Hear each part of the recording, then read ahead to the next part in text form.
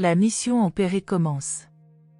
Abner, ancien chef des 12 apôtres de Jean le Baptiste, naziréen et jadis chef de l'école naziréenne d'Engadi, était maintenant le chef des 70 messagers du royaume. Le mardi 3 janvier de l'an 30, il convoqua ses associés et leur donna les instructions finales avant de les envoyer en mission dans toutes les villes et tous les villages de Pérée. Cette mission en Pérée se poursuivit durant presque 3 mois et fut le dernier ministère du Maître. Après cette mission, Jésus alla directement à Jérusalem pour traverser les ultimes expériences de son incarnation. Secondé par l'appui périodique de Jésus et des 12 apôtres, les 70 évangélistes opérèrent dans les villes et cités suivantes, et dans une 50aine d'autres villages, Aphon, Gadara, Makad, Arbela, Rama, Idrei, Bozora, Caspin, Mispé, Géraza, Ragaba, Sukkot, Amatus, Adam, Pénuel, Capitolia, Dion, Atita, Gada, Philadelphie, Jogbéa, Giléad, Beth Nimra, Tyrus, Iléala, Livia, Esbon, Caliroé, Beth Péor, Chittim, Sibma, Médéba, Beth Méon, Aréopolis et Arer. Durant toute cette tournée de Pérée, le corps évangélique féminin, qui comptait maintenant 62 membres, prit en charge la majeure partie des soins aux malades. Ce fut la période finale de développement des aspects spirituels supérieurs de l'évangile du royaume. En conséquence, aucun miracle ne fut accompli.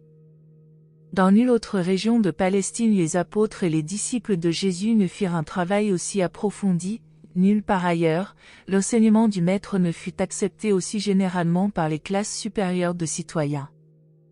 À cette époque, la Pérée était peuplée à peu près également de gentils et de juifs. Dans l'ensemble, les Juifs avaient été évincés de ces régions à l'époque de Judas Maccabée. La Pérée était la province la plus belle et la plus pittoresque de toute la Palestine. Les Juifs l'appelaient généralement « le pays au-delà du Jourdain ». Durant cette période, Jésus partagea son temps entre le camp de Péla et des déplacements avec les 12 pour assister les 70 dans les diverses villes où ils enseignaient et prêchaient. Selon les instructions d'Abner, les 70 baptisèrent tous les croyants, bien que Jésus ne les eût pas chargés de le faire. 1. Au camp de Péla. Au milieu de janvier, plus de 1200 personnes étaient rassemblées à Péla. Quand Jésus résidait au camp, il enseignait cette foule au moins une fois par jour, il parlait généralement à 9 heures du matin lorsqu'il n'en était pas empêché par la pluie. Pierre et les autres apôtres enseignaient tous les après-midi. Jésus réservait la soirée pour les sessions habituelles de questions et de réponses avec les 12 et d'autres disciples avancés. Les groupes du soir comptaient en moyenne une 50aine de personnes. Au milieu de mars, au moment où Jésus commença son voyage vers Jérusalem, plus de 4000 personnes composaient le vaste auditoire qui écoutait Jésus ou Pierre prêcher tous les matins. Le Maître décida de terminer son œuvre terrestre à un moment où le public y portait un grand intérêt, à l'apogée de la deuxième phase de progrès du royaume, phase dépourvue de miracles. Les chercheurs de vérité constituaient les 3/4 de la foule, mais l'auditoire comprenait également un bon nombre de pharisiens de Jérusalem et d'ailleurs, ainsi que de nombreux incrédules et chicaneurs. Jésus et les 12 apôtres consacrèrent beaucoup de temps à la multitude assemblée au camp de Péla.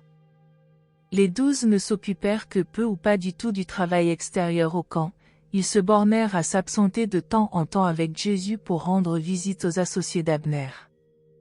Abner connaissait fort bien le district de Pérée, car c'était le domaine où son ancien maître Jean le Baptiste avait accompli la plus grande partie de son œuvre. Après avoir entamé la mission en Pérée, Abner et les 70 ne revinrent plus jamais au camp de Péla. 2. Le sermon sur le bon berger. Une compagnie de plus de 300 habitants de Jérusalem, pharisiens et autres, suivit Jésus au nord de Péla lorsqu'il se hâta de quitter le domaine de juridiction des dirigeants juifs à la fin de la fête de la dédicace. Ce fut en présence de ces éducateurs et dirigeants juifs, ainsi que des 12 apôtres, que Jésus prêcha son sermon sur le « bon berger ».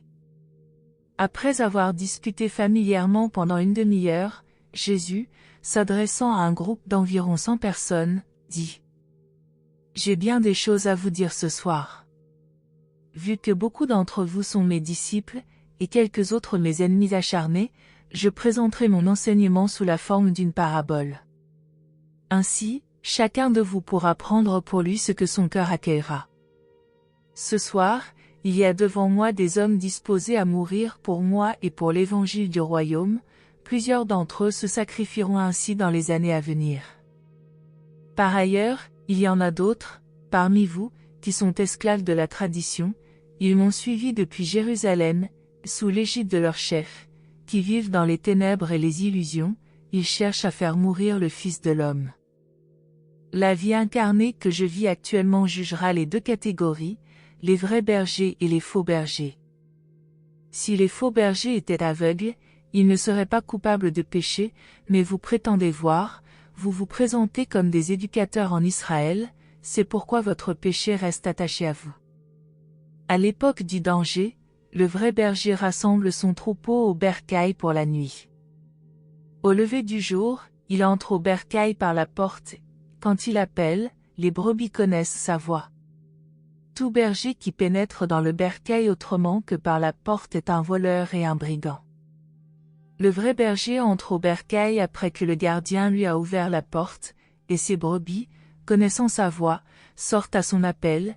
Une fois que les brebis qui lui appartiennent sont rassemblées à la sortie, le bon berger les précède, il montre le chemin, et les brebis le suivent. Elles le suivent parce qu'elles connaissent sa voix, elles refuseront de suivre un étranger. Elles fuiront l'étranger parce qu'elles ne connaissent pas sa voix. La foule assemblée ici autour de nous ressemble à des brebis sans berger, mais, quand nous lui parlons, elle connaît la voix du berger et nous suit. Tout au moins ceux qui ont faim de vérité et soif de droiture nous suivent. Quelques-uns d'entre vous n'appartiennent pas à mon bercail, vous ne connaissez pas ma voix et vous ne me suivez pas. Parce que vous êtes de faux bergers, les brebis ne connaissent pas votre voix et ne veulent pas vous suivre. Lorsque Jésus eut conté cette parabole, nul ne lui posa de questions. Après un moment, il reprit la parole et poursuivit en analysant la parabole. Vous, qui voudriez être les bergers auxiliaires des troupeaux de mon Père, il vous faut non seulement être des chefs de valeur, mais aussi alimenter le troupeau avec de la bonne nourriture. Vous n'êtes de bons bergers qu'à condition de conduire vos troupeaux dans de verts pâturages et auprès d'eau tranquille. Et maintenant, de crainte que certains d'entre vous ne comprennent trop facilement cette parabole, je déclare que je suis la porte du bercail du Père, et en même temps le vrai berger des troupeaux de mon Père. Tout berger qui cherche à entrer sans moi au bercail n'y parviendra pas, et les brebis n'écouteront pas sa voix. Avec mes compagnons de service, je suis la porte. Toute âme qui aborde la voie éternelle par les moyens que j'ai créés et ordonnés sera sauvée et pourra poursuivre sa route jusqu'aux éternels pâturages du paradis. Mais je suis aussi le bon berger qui va jusqu'à offrir sa vie pour ses brebis. Un voleur ne pénètre par effraction dans le bercail que pour voler, tuer et détruire, mais, moi, je suis venu pour que vous puissiez tous avoir la vie, et l'avoir plus abondamment. Quand le danger surgit, le mercenaire s'enfuit et laisse les brebis être dispersées et détruites, mais le vrai berger ne fuit pas à l'arrivée du loup, il protège son troupeau, si nécessaire, il donne sa vie pour ses brebis. En vérité, je vous le dis à tous, amis et ennemis, je suis le vrai berger. Je connais les miens et les miens me connaissent. Je ne fuirai pas en face du danger. Je terminerai mon service en parachevant la volonté de mon Père, et je n'abandonnerai pas le troupeau que le Père a confié à ma garde. Toutefois, j'ai bien d'autres brebis qui n'appartiennent pas à ce bercail, et mes paroles ne s'appliquent pas uniquement à ce monde. Ces autres brebis entendent et connaissent également ma voix, et j'ai promis à mon Père qu'elles seraient toutes réunies en un seul bercail, en une seule fraternité des fils de Dieu. Alors, vous connaîtrez tous la voix du seul et vrai berger, et vous reconnaîtrez tous la paternité de Dieu. Vous connaîtrez ainsi pourquoi le Père m'aime et a remis tous les troupeaux de ce domaine entre mes mains pour que je les garde, c'est parce que le Père sait que je ne chancellerai pas dans la protection du bercail, que je ne déserterai pas mes brebis et que, si c'était nécessaire, je n'hésiterai pas à donner ma vie au service de ces multiples troupeaux. Mais, prenez garde, si j'abandonne ma vie, je la reprendrai.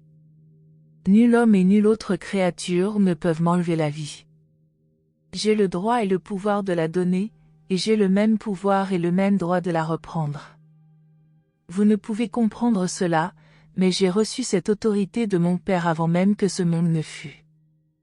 Lorsqu'ils entendirent ces paroles, ses apôtres furent confondus et ses disciples stupéfaits, tandis que les pharisiens de Jérusalem et des environs partirent dans la nuit en disant, « Ou bien il est fou, ou bien il est possédé par un démon. » Toutefois, même certains éducateurs de Jérusalem disaient, « Il parle comme quelqu'un ayant autorité. » D'ailleurs, qui a jamais vu un possédé ouvrir les yeux d'un aveugle-né et accomplir toutes les choses merveilleuses que cet homme a accomplies?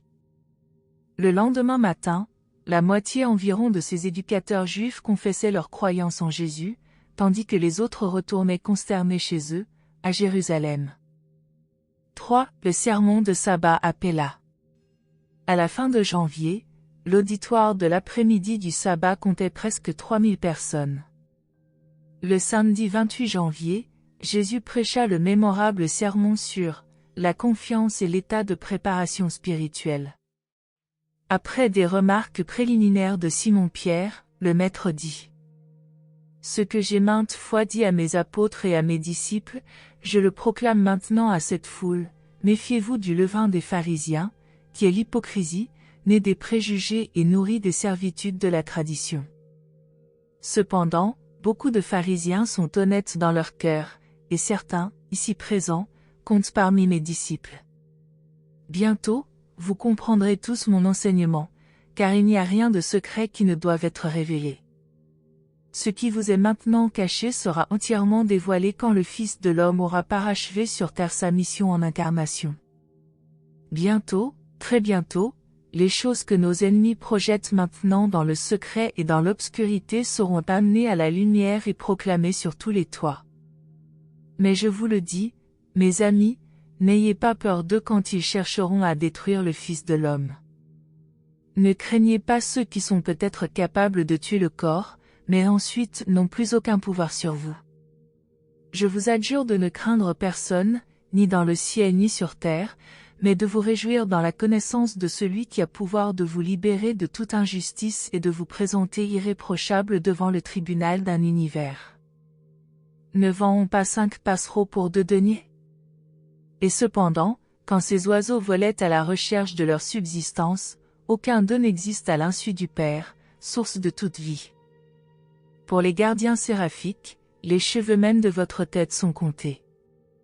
Si tout cela est vrai, pourquoi devriez-vous vivre dans la crainte de nombreuses vétilles qui émaillent votre vie quotidienne? Je vous le dis, ne craignez pas, vous valez bien plus que beaucoup de passereaux. Tous ceux d'entre vous qui ont eu le courage de confesser, devant les hommes, leur foi en mon évangile, je les reconnaîtrai bientôt devant les anges des cieux. Mais quiconque aura sciemment nié, devant les hommes, la vérité de mes enseignements sera reniée par le gardien de sa destinée jusque devant les anges des cieux. Dites ce que vous voulez sur le Fils de l'homme, cela vous sera pardonné. Mais quiconque a la présomption de blasphémer contre Dieu ne trouvera guère de pardon. Quand les hommes s'égarent au point d'attribuer sciemment les actes de Dieu aux forces du mal, ces rebelles délibérés n'ont guère l'intention de rechercher le pardon de leurs péchés. Si nos ennemis vous font comparaître devant les chefs des synagogues et devant d'autres hautes autorités, ne vous préoccupez pas de ce qu'il faudrait dire et ne vous inquiétez pas de la manière de répondre à leurs questions, car l'Esprit qui habite en vous vous enseignera certainement sur leur ce qu'il faut dire en honneur de l'évangile du royaume. Combien de temps vous attarderez-vous dans la vallée de la décision? Pourquoi vous arrêtez-vous entre 2 opinions? Pourquoi un juif ou un gentil hésiterait-il à accepter la bonne nouvelle qu'il est un fils du Dieu éternel? Combien de temps nous faudra-t-il pour vous persuader d'entrer joyeusement dans votre héritage spirituel? Je suis venu dans ce monde pour vous révéler le Père et vous conduire au Père. J'ai exécuté la première partie de ce programme, mais je n'ai pas le droit d'accomplir la dernière sans votre consentement. Le Père n'oblige jamais personne à entrer dans le royaume. L'invitation a toujours été et restera toujours la même. Si quelqu'un veut entrer, qu'il vienne et partage librement l'eau de la vie. Quand Jésus eut fini de parler, un grand nombre d'auditeurs allèrent se faire baptiser dans le Jourdain par les apôtres, tandis que Jésus écoutait les questions de ceux qui étaient restés. 4. Le partage de l'héritage. Tandis que les apôtres baptisaient les croyants, le Maître parla à ceux qui étaient demeurés près de lui, et un certain jeune homme lui dit, « Maître, mon père est mort en laissant de grands biens à mon frère et à moi, mais mon frère refuse de me donner ma part. Voudrais-tu lui demander de partager l'héritage avec moi ?» Jésus fut quelque peu indigné de voir ce jeune matérialiste amener la discussion sur une pareille question d'affaires, mais il saisit l'occasion pour communiquer de nouvelles instructions. Jésus dit, « Homme, qui m'a chargé de faire vos partages ? D'où as-tu tiré l'idée que je m'occupe des affaires matérielles de ce monde ?» Puis, se tournant vers tous ceux qui l'entouraient, il dit, « Faites attention, et gardez-vous de la convoitise, la vie d'un homme ne consiste pas dans l'abondance des biens qu'il possède. Le pouvoir de la fortune n'apporte pas le bonheur, et la joie ne provient pas des richesses. La fortune, par elle-même, n'est pas une malédiction, mais l'amour des richesses conduit bien souvent à se consacrer tellement aux choses de ce monde que l'âme devient aveugle aux attraits magnifiques des réalités spirituelles du royaume de Dieu sur terre, et aux joies de la vie éternelle dans les cieux. Laissez-moi vous raconter l'histoire d'un homme riche dont les terres produisaient des récoltes abondantes. Quand il fut devenu très riche, il se mit à raisonner en lui-même en se disant, « Que vais-je faire de tous mes biens ? J'en ai maintenant tellement que je n'ai plus de place pour emmagasiner mes richesses. » Après avoir médité sur son problème, il dit, « Voici ce que je vais faire. Je vais démolir mes granges et en bâtir de plus grandes, de sorte que j'aurai beaucoup de place pour conserver mes récoltes et mes biens. Alors, je pourrai dire à mon âme, tu as une grande fortune en réserve pour bien des années, prends maintenant à ton aise, mange, bois et sois joyeuse, car tu es riche et tes biens sont encore plus abondants. » Mais ce riche était également insensé.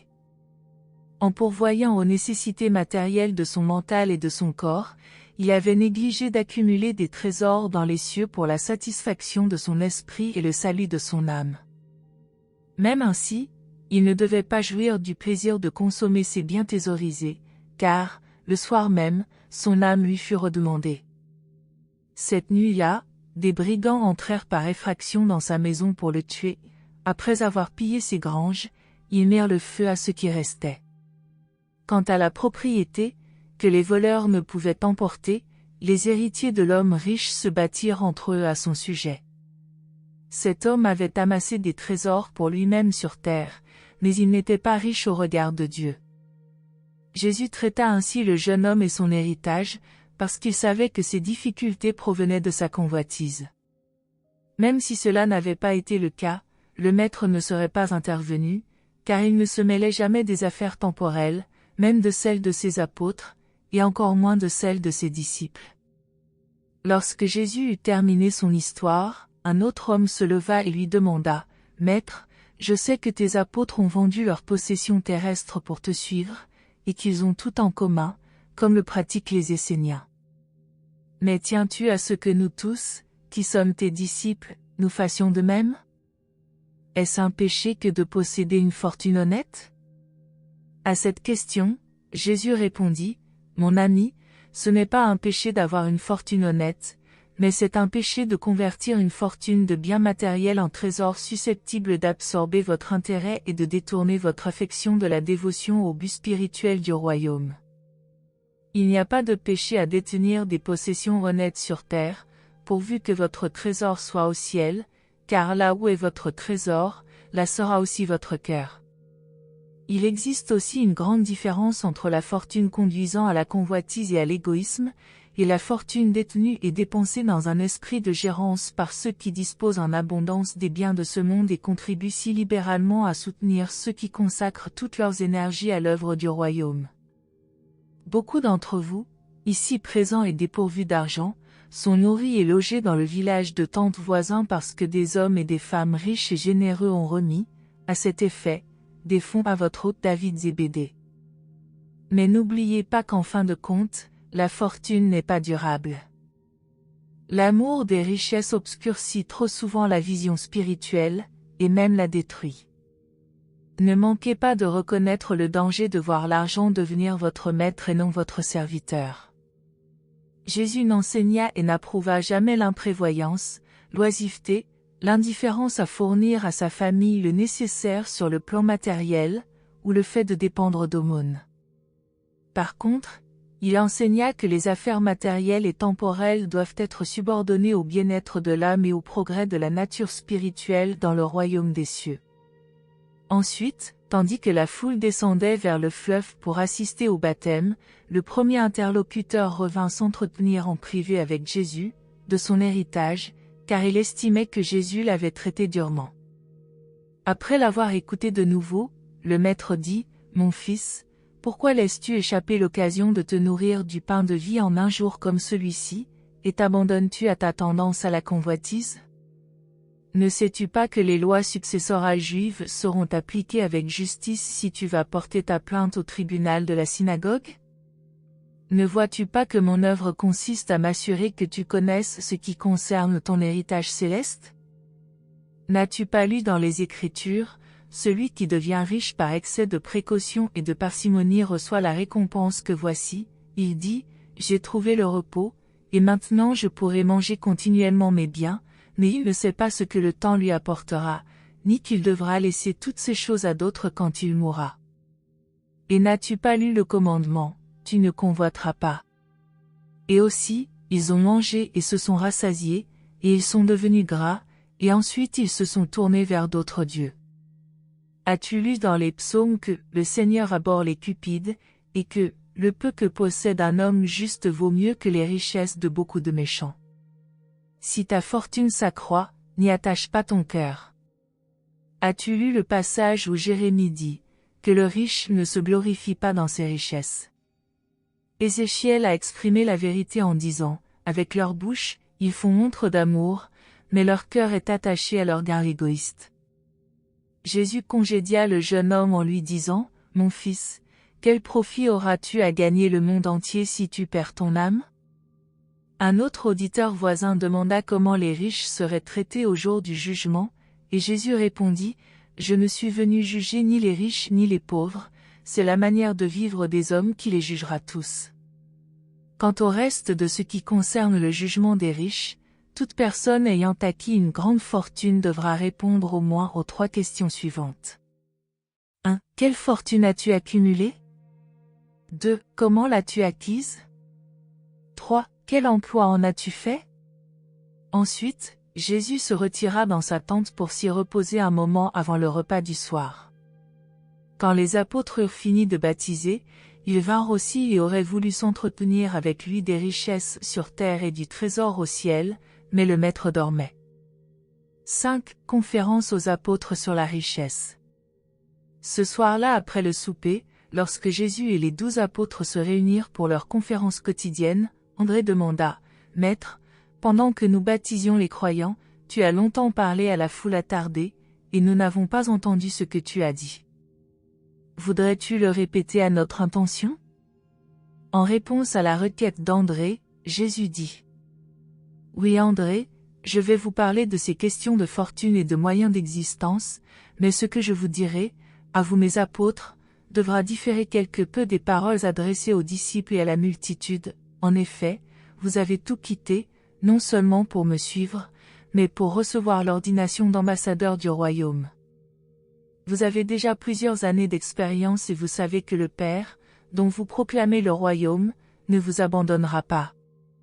Vous avez consacré votre vie au ministère du royaume, donc, n'ayez ni inquiétude ni souci à propos des choses de la vie temporelle, pour ce que vous mangerez, ni même pour votre corps et pour les vêtements que vous porterez.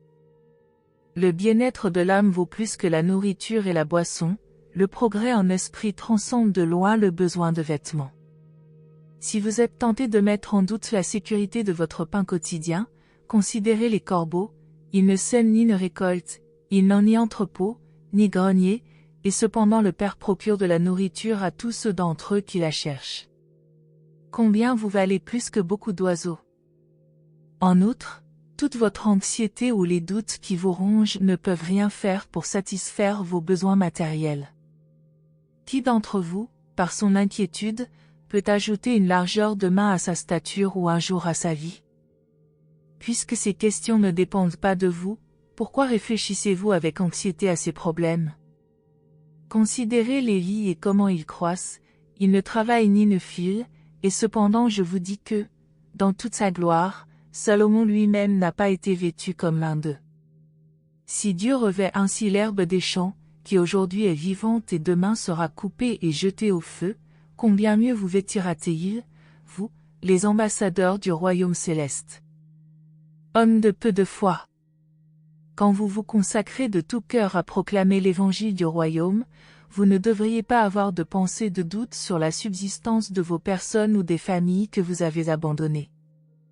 Si vous donnez vraiment votre vie à l'évangile, vous vivrez par l'évangile. Si vous êtes simplement des disciples croyants, il vous faut gagner votre propre pain et contribuer à l'entretien de tous ceux qui enseignent, prêchent et guérissent. Si vous êtes inquiet de votre nourriture et de votre boisson, en quoi êtes-vous différent des nations du monde qui recherchent ces nécessités avec tant de diligence? Consacrez-vous à votre travail avec la conviction que mon Père et moi, nous savons tous deux que vous avez besoin de toutes ces choses. Laissez-moi vous assurer, une fois pour toutes que, si vous dédiez votre vie à l'œuvre du royaume, tous vos besoins réels seront satisfaits. Cherchez la grande chose, et vous trouverez que les moindres y sont contenus, demandez les choses célestes, et les choses terrestres y seront incluses. L'ombre est certaine de suivre la substance.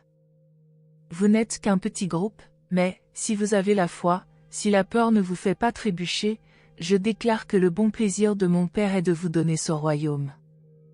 Vous avez amassé vos trésors à l'endroit où les bourses ne vieillissent pas, où nul voleur ne peut vous dépouiller, où nul mythe ne peut détruire. Comme je l'ai dit au peuple, là où est votre trésor, là sera aussi votre cœur. Mais dans l'œuvre qui nous attend immédiatement, et dans celle qui vous restera à accomplir après mon retour auprès du Père, vous serez sévèrement mis à l'épreuve. Il faut que vous soyez tous sur vos gardes contre la peur et les doutes. Que chacun de vous se saigne les reins mentalement et garde sa lampe allumée. Conduisez-vous comme des hommes qui veillent en attendant que leur maître revienne de la fête de mariage, de sorte qu'au moment où il viendra et frappera, vous pourrez rapidement lui ouvrir. Le maître bénira ses serviteurs vigilants qu'il trouvera fidèles en cette grande occasion. Le maître les fera alors asseoir, tandis que lui-même les servira. En vérité, je vous le dis, une crise est imminente, dans votre vie, il vous incombe de veiller et d'être prêt. Vous comprenez bien que nul homme ne laisserait un voleur pénétrer par effraction dans sa maison s'il connaissait l'heure où le voleur doit venir. Veillez donc aussi sur vous-même, car, alors que vous soupçonnerez le moins, et d'une manière que vous n'imaginez pas, le Fils de l'homme s'en ira. Les 12 restèrent assis quelques minutes en silence. Ils avaient déjà entendu précédemment certains de ces avertissements, mais jamais dans le cadre où Jésus venait de les leur donner. 6. Réponse à la question de Pierre. Tandis qu'ils étaient pensivement assis, Simon-Pierre demanda, « Racontes-tu cette parabole pour nous, tes apôtres, ou est-elle destinée à tous les disciples ?»